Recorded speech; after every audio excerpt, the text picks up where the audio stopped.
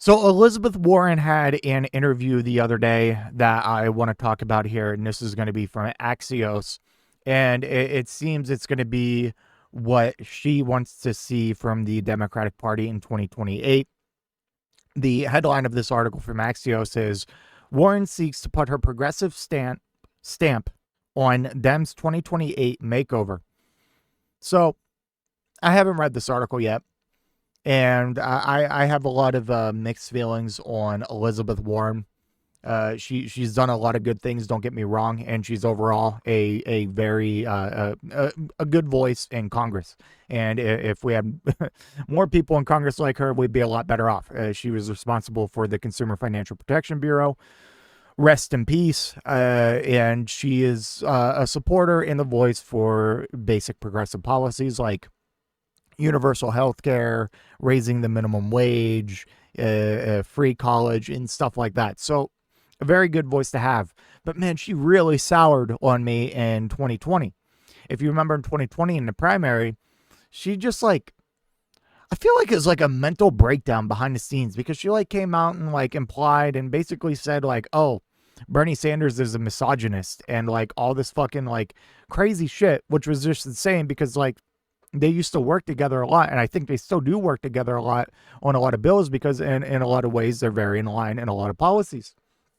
And then, of course, in that same time period, when you had all of the corporate Democratic, like establishment politicians like Pete Buttigieg and those types all drop out and endorse Biden right before, what was it, like Super Tuesday or whatever, Elizabeth Warren stayed in, which was really weird because she was like a similar voice to Bernie.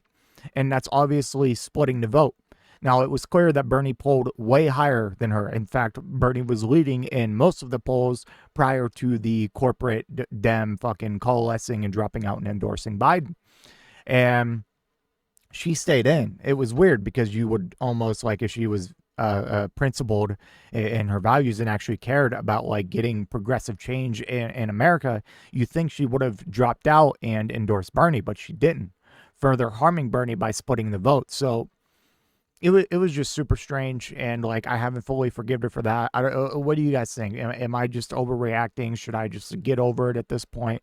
I don't know. I really hold a grudge on that. Like, and especially against Pete Buttigieg. Never that he like claimed to be a progressive or anything, but like it's so annoying to see people now because like he's good at debating Republicans and like he's a good talker and like people like jerking him off and like this is the future. It's like Pete Buttigieg is like very one of the reasons why we are where we are today by stepping out of the race to endorse Biden to get us in this fucking endless cycle of these corporate Democrats that just don't have it and don't enact the change that the people want. And then it leads to even worse things like Trump 2.0. Anyways, I digress. I'm getting all over the place. From Axios, Warren seeks to put her progressive stamp on Dems' 2028 makeover. Massachusetts Senator Elizabeth Warren is plotting to reshape the Democratic Party and her populist image after largely lying low over the last year. Yeah, it's a problem too. Like, where you been at? This is a crucial time period.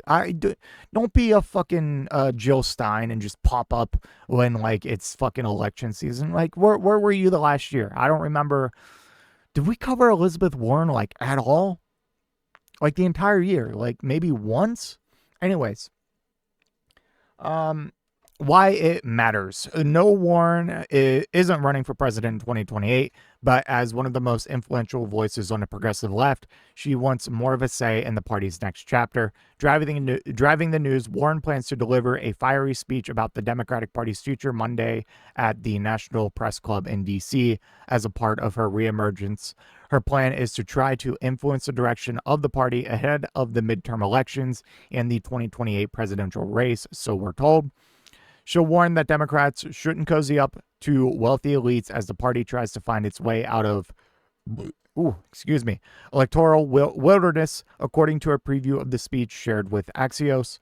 Warren is reasserting her voice at a time when a debate is raging within the Democratic Party over whether to embrace an economically populist, tax-the-rich vision, a la New York City Mayor Zohran Mamdani, or back a moderate pro-business agenda to lure disenchanted Trump voters. That doesn't work, okay? Like, when you give the people Republican or Republican light, just like the last election, they're going to pick the Republican every single time. We need to stop doing this. It's so fucking annoying. Warren, who also endorsed Mamdani's mayoral campaign, is firmly in the progressive camp, which she'll underscore in her speech. Zoom in. Yes, Democrats need a big tent. Uh-oh, I hate that word. Warren will argue, per excerpts of her speech, but there are two visions for what a big tent means. Okay, bring it back. Let's see.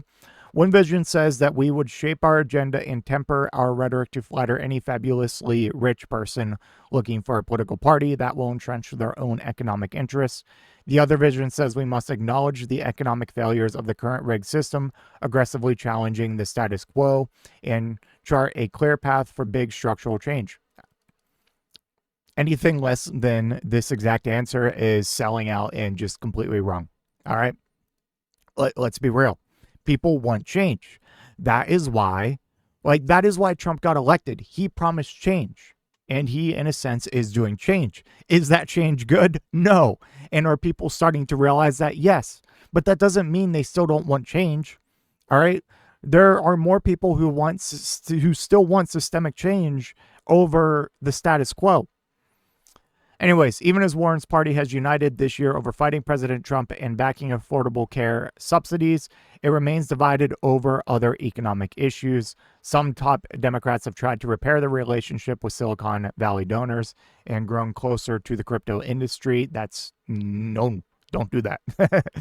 Others have pushed for a proposed wealth tax in California and chanted tax the rich at Mamdani events. Zoom out. Warren is wading into this year's Democratic primary for the Senate in Minnesota, endorsing progressive Lieutenant Governor Peggy Flanagan over the more moderate Rep. Angie Craig. Warren trumpeted last week that she is donating $400,000 to 23 Democratic state parties in hopes of picking up seats in the midterm elections. She also announced that she raised more than $1 million for candidates in 2025. Behind the scenes, a person familiar with Warren's thinking told us that she spent time considering what a big tent means for the Democratic Party. It's a topic that liberal intellectuals like New York Times columnist Ezra Klein, have discussed throughout the year. Warren was taken aback when some Democrats hoping to expand the party's tent called for welcoming Musk back into the fold. I'm pretty sure, and it pains me to say this, one of the Democrats that I wish they would have name dropped here, because the Democrat that comes to mind, and this hurts a lot, was Ro Khanna. He was one of the people who was like, yeah, we should try. It was during the fallout between Elon Musk and President Trump, and he was essentially saying like, yeah, we should try to court Musk back to the Democrats. It's like I love what you're doing right now, but man, you really lost me there for a bit. Now he has come back because like lately, between the Epstein stuff among other things, he's been fighting very hard, and I respect it. Flashback. Warren has a history of successfully shaping the party in her image. Though she lost the 2020 presidential primary, she managed to be influential in staffing the Biden administration in 2021 by focusing on personnel during his transition. Between the lines, despite such activity, Warren has been somewhat quiet in the past year compared with other leading Democrats. And that's a big thing to me, man. Like, that's huge. Another progressive Vermont Senator, Bernie Sanders, has had a larger footprint recently as he's endorsed several high-profile candidates and appeared at large rallies during his fighting oligarchy tour. Sanders, who swore in Mamdani at his inauguration this month. Warren did headline some events in 2025, including a Democratic National Committee town hall in Nashville and a rally in Austin, Texas, championing democracy. The bottom line, now Warren is looking to make a bigger splash. In her Monday speech, she will talk about the two roads she believes the party could take in the years ahead. Democrats have a choice to make, and the first step in rebuilding trust is to admit that we have to choose, she is expected to say. Now, I assume she's going to go with the second, or she did go with the second. At least I hope this whole like big tent thing that like once your tent's like big enough, like you don't have, you're like what the Democratic Party has been trying to be for years, and trying to be this big tent party. Like we want the Joe Manchins to the Zohran Mamdanis. It's like no, we kind of just want the Zohran Mamdanis because the Joe Manchins just get in the way of progress and they don't actually stand for anything.